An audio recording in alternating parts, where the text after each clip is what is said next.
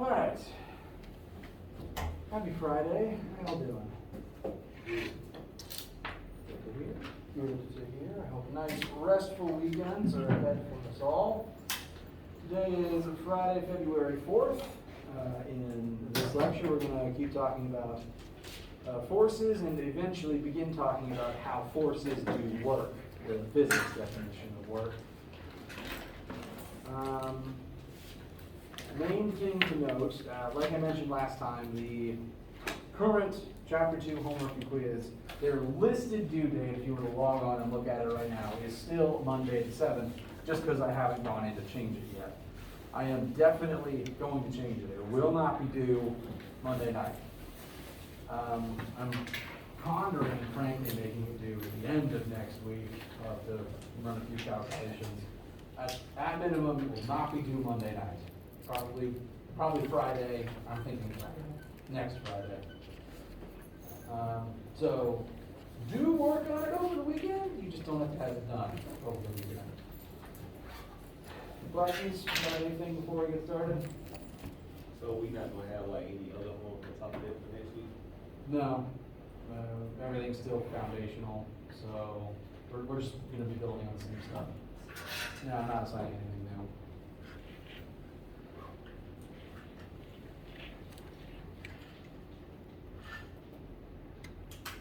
Anything else?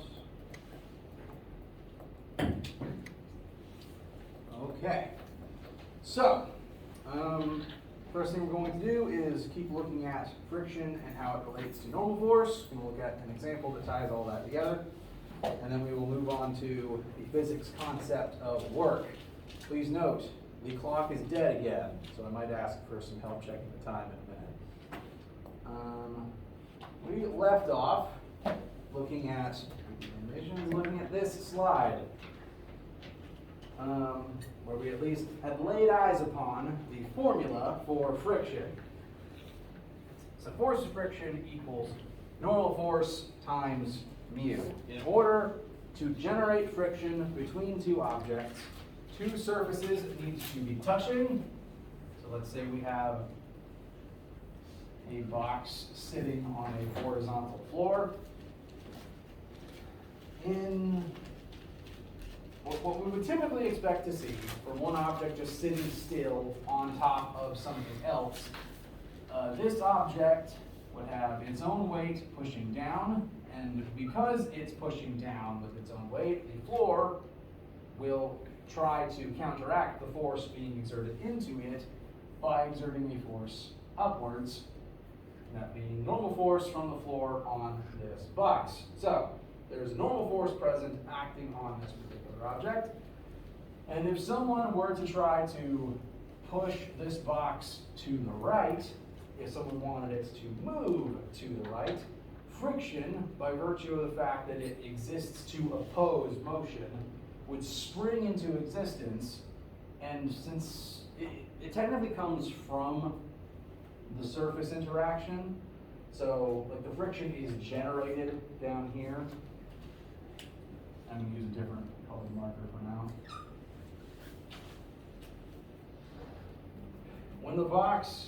When someone tries to move the box, when motion is either happening or about to happen, friction kicks in and says, not on my watch. So that friction springs into being based on the normal force currently between these two objects, but also based on mu, the coefficient of friction. I believe I at least named it last time. The two factors that affect the value you will get for friction are normal force and mu. If the normal force between two objects is greater, if they're pressing harder into each other, you get more friction because those surfaces press in and lock together and don't usually like to slide across each other. But the types of surfaces that they are made of also affect friction, because polished ice will always be slicker than gravel. So mu represents the types of things that are present. Now, mu has a couple of unique quirks about it that I want to address. For one, There are infinitely many possible interactions in this big universe of ours, because there's lots of different types of objects, and any two of them could be touching and generating friction at any given time. There's specifically a mu for the rubber of your shoe on the linoleum tile of the hallway. There's a mu for the rubber of your shoe on the carpet. There's a mu for all of these objects on this desk. Any two things have their own unique mu, which means there's infinitely many of them and there's no way to memorize them. So you will never have to. This won't be like a chem class where you have to have saved in your head, oh yes, this coefficient for water is 1080. That's not the case here. You will either be told mu for a specific interaction, or you'll be told these two other things and asked to calculate mu. You'll never have to memorize a single one of them. There's no way to do so. Some other quirks to be aware of. Mu has no unit. When I say unit, I mean the other two variables present here are both forces, so they're measured in units of newtons. Mu doesn't have any unit at all. It's not grams, it's not seconds, it's not newtons, it's just nothing. And there is a reason for that. If we take that formula and we solve for mu, I need to make my n's and my mu's more distinct. If we solve for mu, let's say we divide both sides by n, we'll get force of friction divided by normal force equals mu. My mu's, no two of my mu's ever look the same. Is it because the nearing cancel out? You're right. These are both forces, and they're both measured in newtons. Newtons divided by newtons just cancels. So mu has nothing. No unit at all. It's one of the few things in this class where if I ask you for mu, you write a number, and that's it. Most any other measurement has a unit, and I want you to write that unit on your answer, because not writing your units got a probe crashed into Mars one time. That's $1 million we'll never get back. So writing your units is important. This just doesn't have one. Another quirk to be aware of.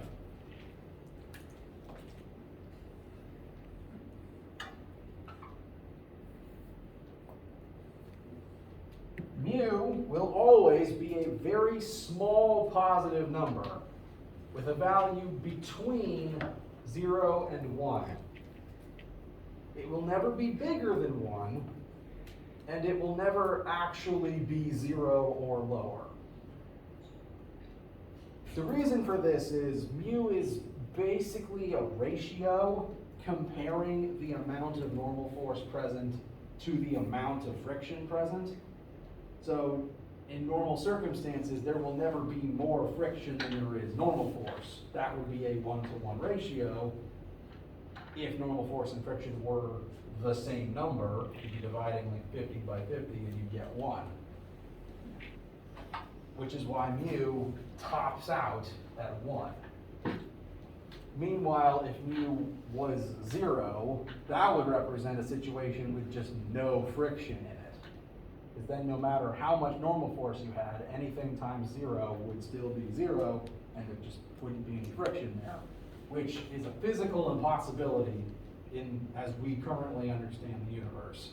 Because any time matter interacts with matter, there's collisions, there's forces involved, and they will try to slow each other down and get in each other's way. You can't even avoid friction in the vacuum of space, technically speaking, because the vacuum of space isn't a real vacuum. There's dust particles everywhere that over time can slow you down. You're more likely to hit a meteor first, but it can happen. So, whenever you find or use a mu in this class, small positive number between 0 and 1, it will never actually be 0, and it will never be bigger than 1. So if you're doing algebra, you work out, you're solving for mu, and you get an answer of 5.2, you know that's not right. Questions so far? Okay. In general, the lower the mu, the slicker the objects present are. Ice has a low mu, sandpaper has a very high mu, comparatively speaking. And that's the whole formula. It's nice when there's only 3 things in it. And let's use it now in an example. This multi-parter will tie together a few of the things we've been talking about. Give you a good framework for how to look at force questions with more than one force present in them. Let us draw our attention to ye old horse and buggy. The horse is pulling forwards on this buggy with a force of 65 newtons. I'm going to write that over here in our list of variables, and I'm going to label it as force horse, because I can't help myself.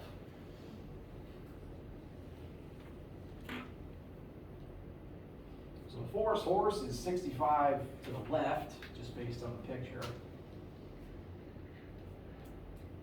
We know the buggy has a mass of 150 kilograms.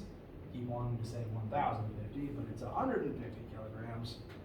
And we don't know the buggy's velocity, but we do know whatever that velocity is, it is constant.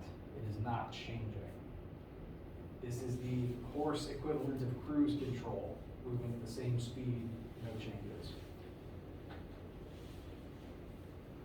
So, we've read the initial prompt, we've listed the things we know and we don't know.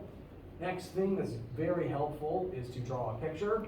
So I am going to start a free body diagram of the carriage, mass of 150 kilograms, and the only force that I know for certain on it right now is force horse, 65 newtons to the left. So that's the one force I'm going to go ahead and put there for now.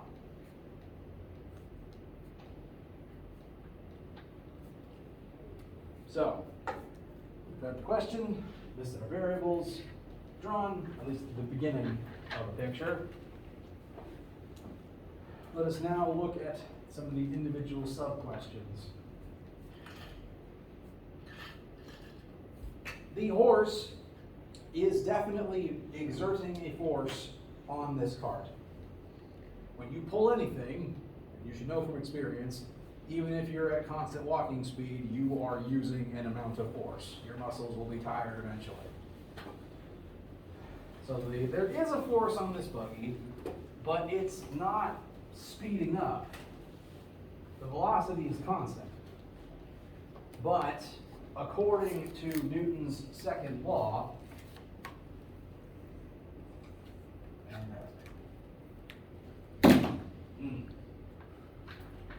I made 4 in a row, and now I have to miss 4 in a row.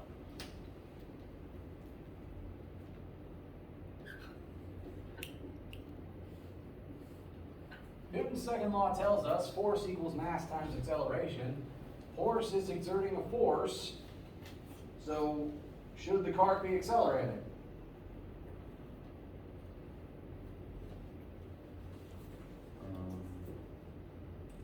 If the horse force was the only force, yes. Realistically speaking, is this the only force on this buggy? No. No.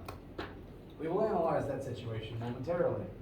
First, to add a few more variables to our list, I will point out that constant velocity, by definition, means 0 acceleration. So that's another variable we can list.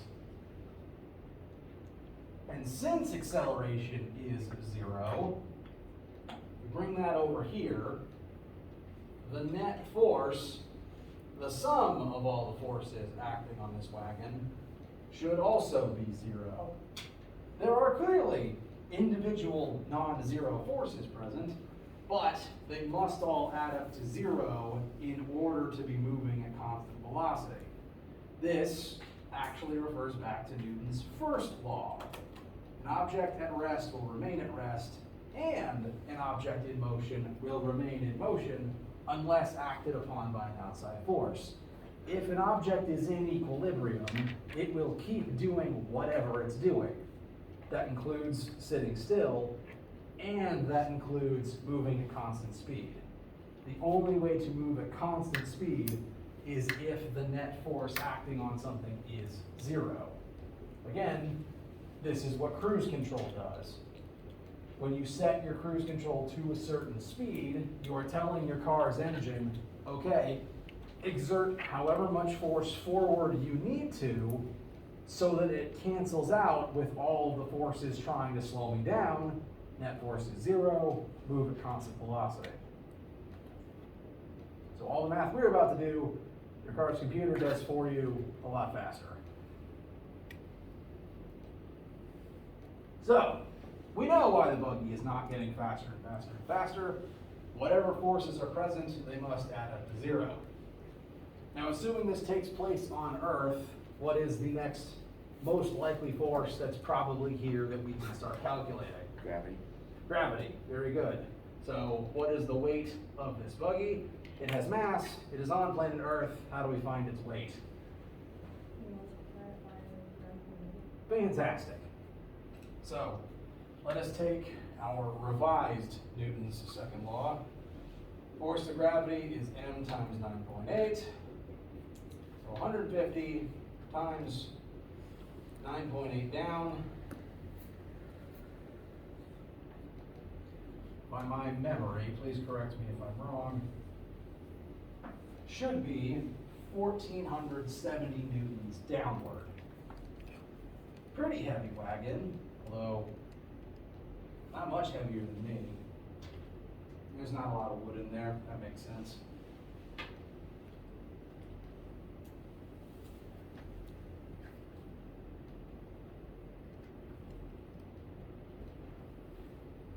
So, we do know how much this thing weighs.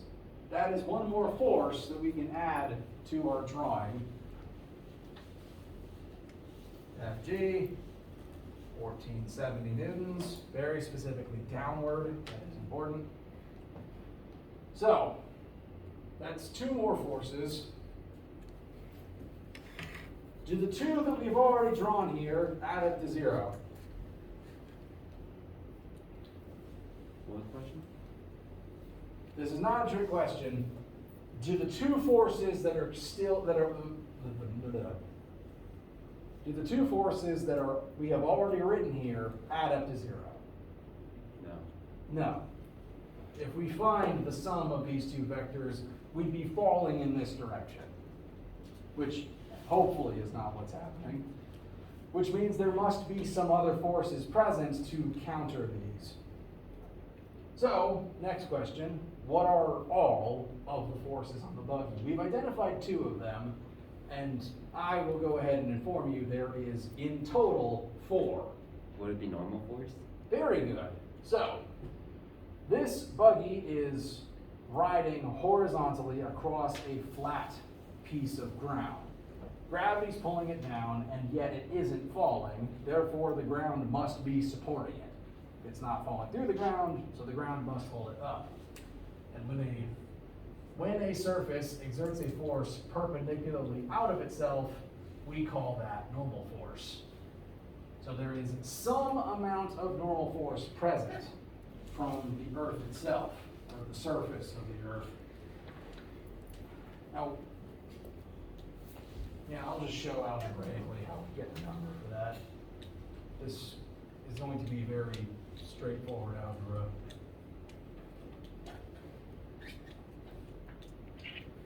I'm going to go ahead and tell you, for simplicity's sake, that normal force up and gravity down are the only 2 vertical forces that are present here.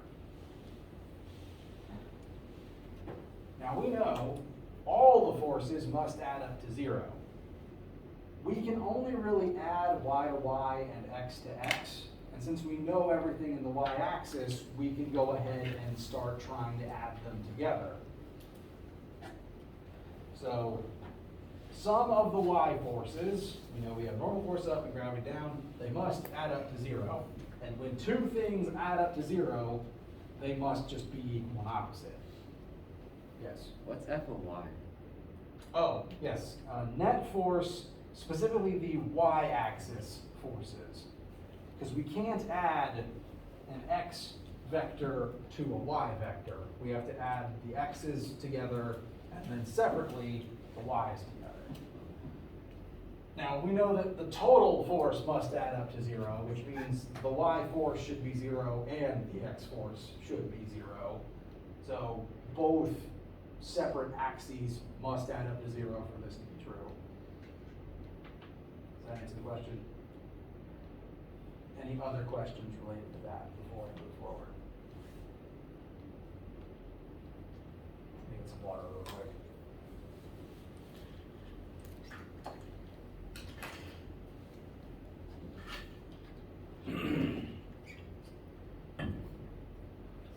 Vocal exercises are very important if you talk for a living. So, we don't officially know normal force yet. But we do know Fg and we do know what they add up to. So, normal force minus 1470. Gravity point down, it has to be represented negative for that reason, equals 0. So normal force must be positive upward 1470.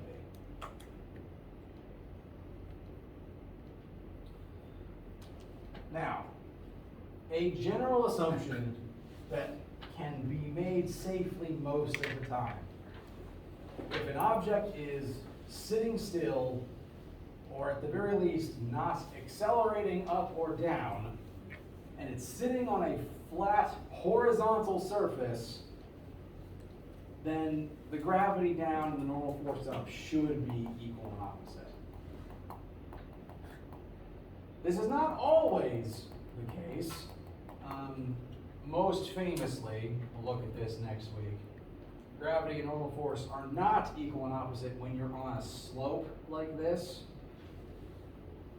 They're not equal and opposite if the ground isn't flat horizontal. They're also not equal and opposite if there are other vertical forces present. But if something is sitting still on a flat surface, and gravity and normal force are the only two vertical forces present, it's usually a safe bet that they're equal and opposite. But only flat surfaces, not accelerating up or down, and those are the only two things there. Refer to this math. But we now have a value for normal force, which is good. It is, in this case, equal and opposite with gravity. So that's the vertical axis balance. That sufficiently explains why we're not falling through the ground, which would ruin a nice, pleasant ride through the countryside. That just leaves the x-axis. Bless you.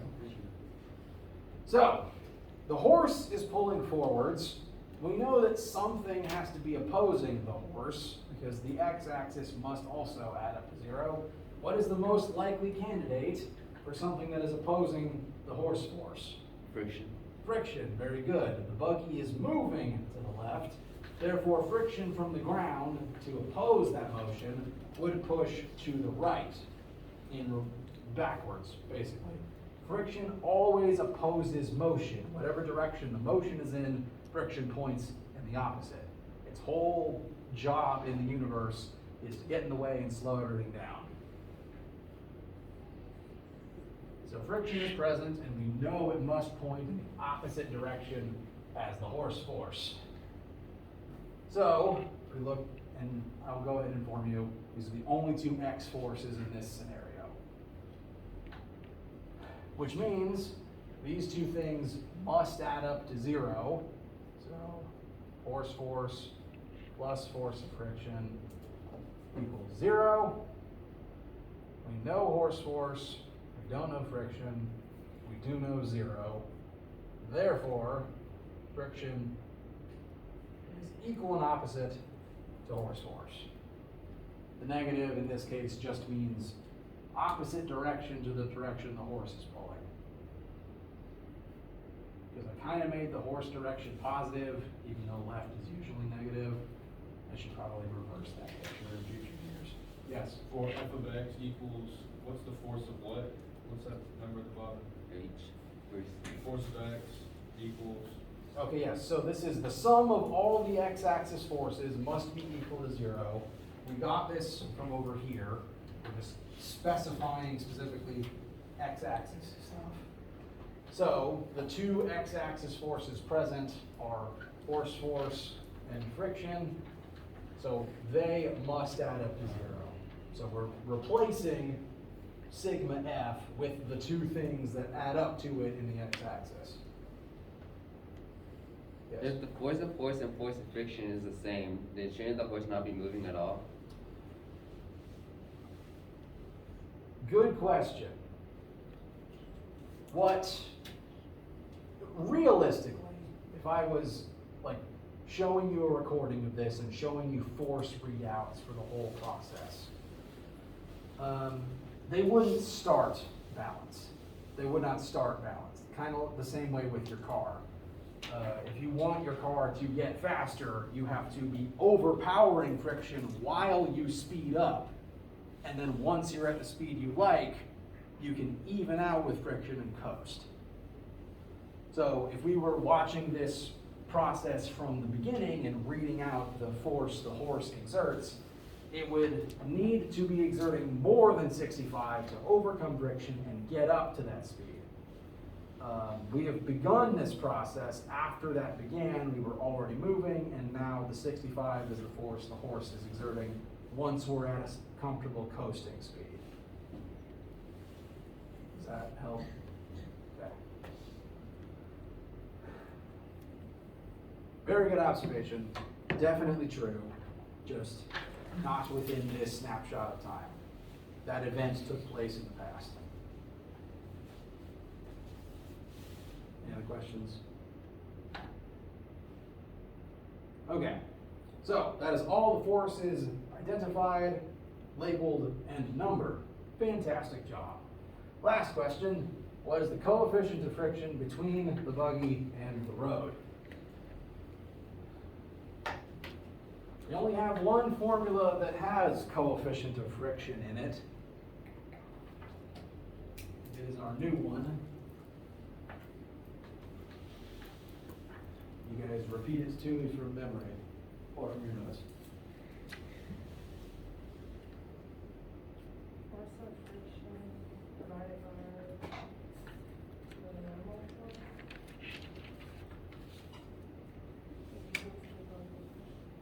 Technically true, very good. If you were to look up on your formula sheet, the formula sheet would have it written the original way. This, however, is not wrong. In fact, this is actually the orientation we want to find mu. So good job. Same formula as the one from the board earlier.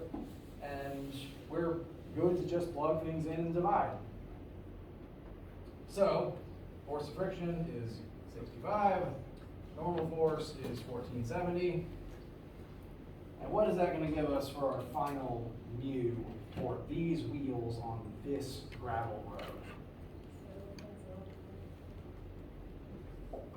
Very good. Now, we aren't tracking sig figs in this particular class. I know and I take for granted that sig figs would tell us to copy a few more digits than this. Usually, I tend to go to the second digit after the first non-zero number, just to make my answer a little more accurate. And I think it's 4, and then there's, at least when I did it earlier, there was a 2 afterwards. It's not a rule, I just tend to like keeping more digits, because it's easier to remove them later than to add them back in. Yes? Why is this 65 not negative? Great question. So this formula, either version of it, is kind of weird, because this is the one formula that has an x and a y axis variable in it. In this specific situation that we've created, friction points backwards in the x-axis, and normal force points up in the y-axis. And normally we're not supposed to mix those two things. So this formula, by definition, kind of breaks that established convention. But one thing that is still true is that the x and y don't really care from the other side which is positive and which is negative. The y-axis doesn't care if forwards or backwards is negative. The x-axis doesn't care if up or down is negative. So the negatives just kind of dissolve away. I suppose if I was being as scientifically rigorous as I could be,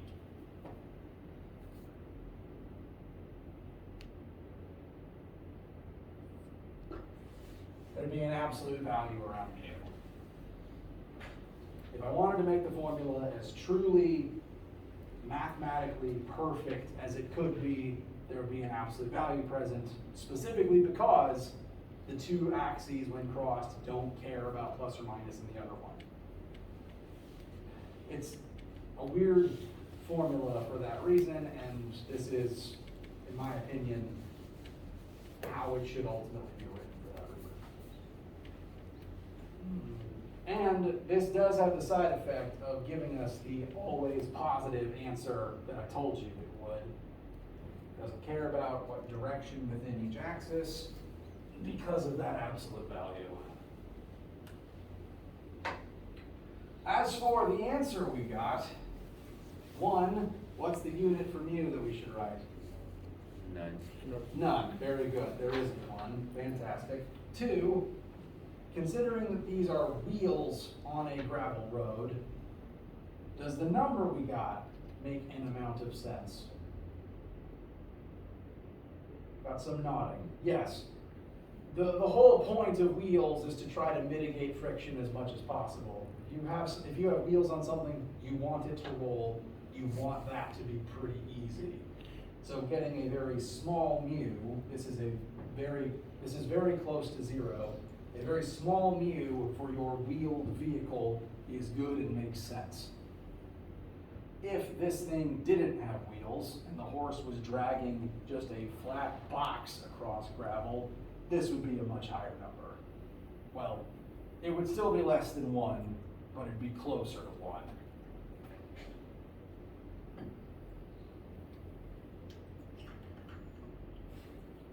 Questions, opinions, concerns, etc.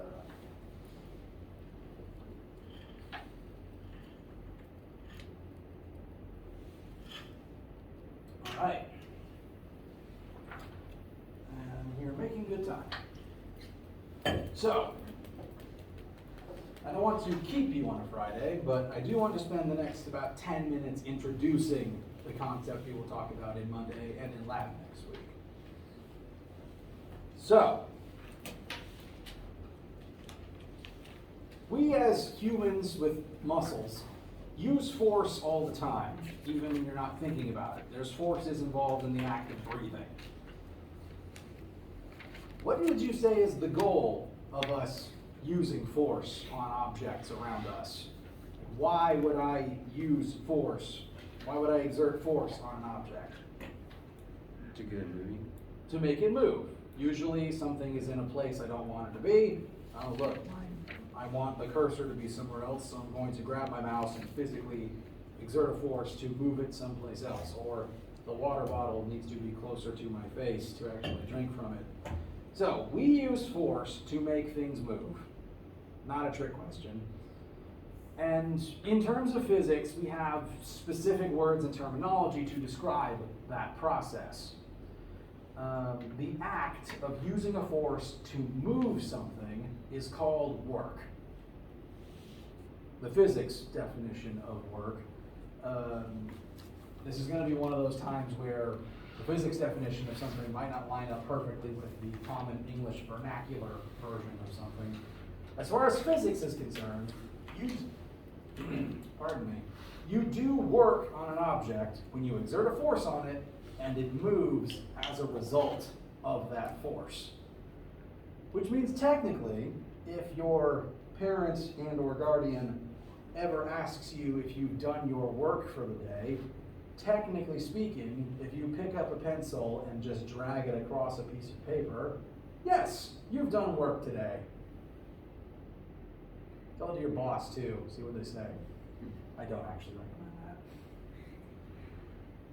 So, that is the physics definition of the term work. And now let's look at the math version of that definition. This formula, seen on the top left, is the work formula. Work, when you do work, work is equal to the force you exert on an object times the displacement of the object as you are exerting that force. How hard do you push it, and how far does it move while you're pushing it? So it's kind of like force times distance. Yep, it is exactly force times distance.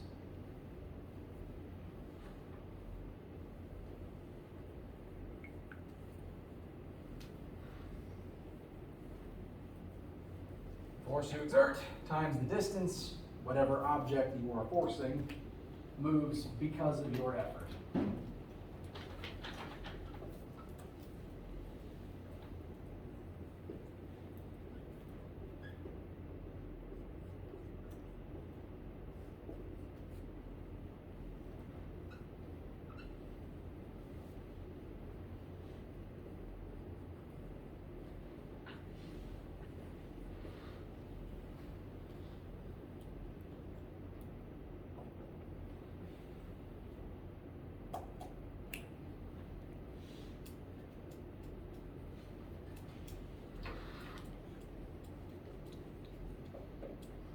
So, work is a new variable.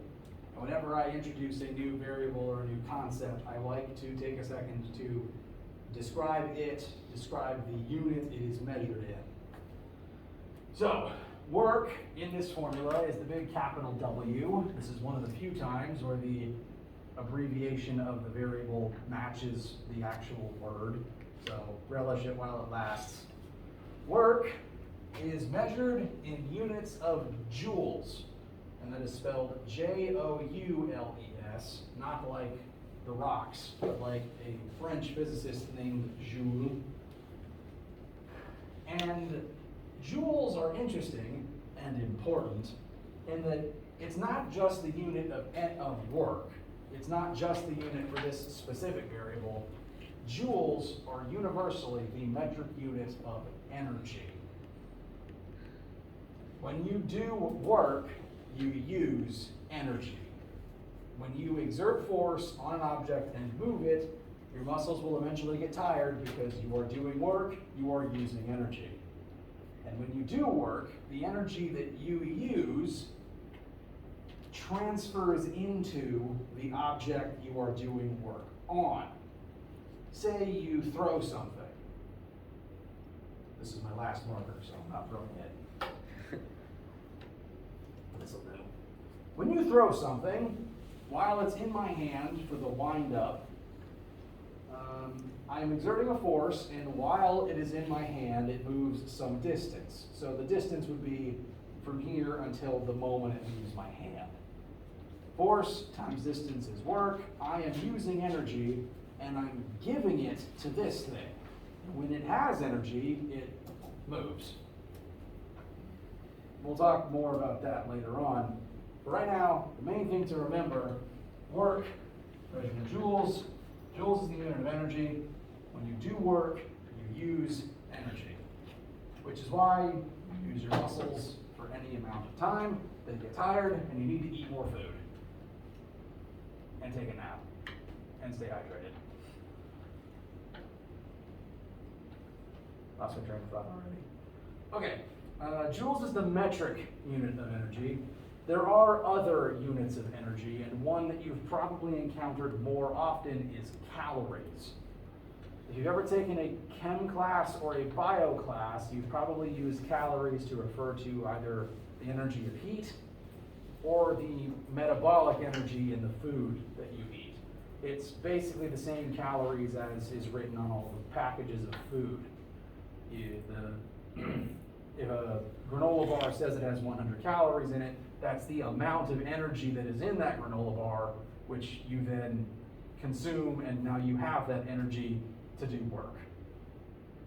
So, joules is just another version of that. Questions so far?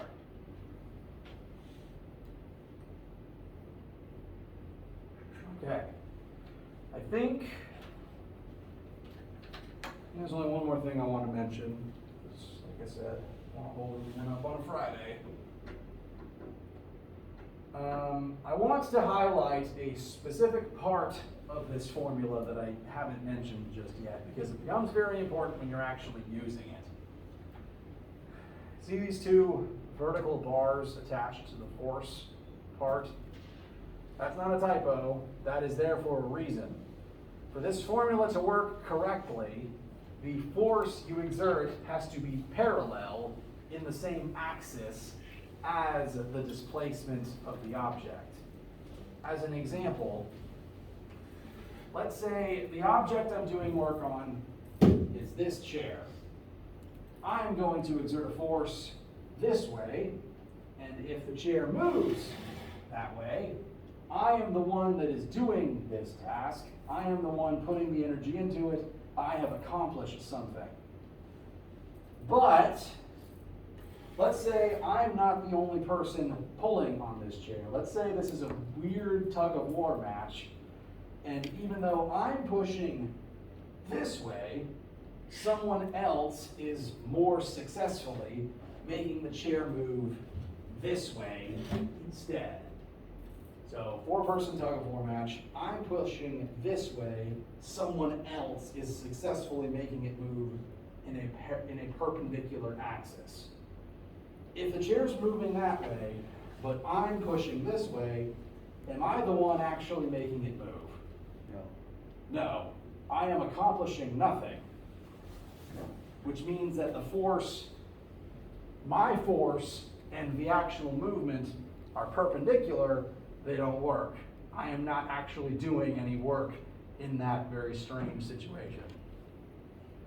So to actually accomplish physics work, the motion and the force have to be parallel.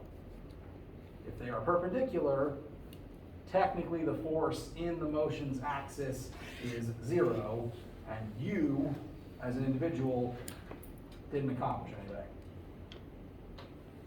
Or at least not in that axis. That will start to become important next time when we start using this formula in a few situations. We will look at how to calculate the work that you do on specific tasks, and look at the fact that friction can do work too, and why it's a big old pain when it does. Questions before we break? All right, have a wonderful weekend.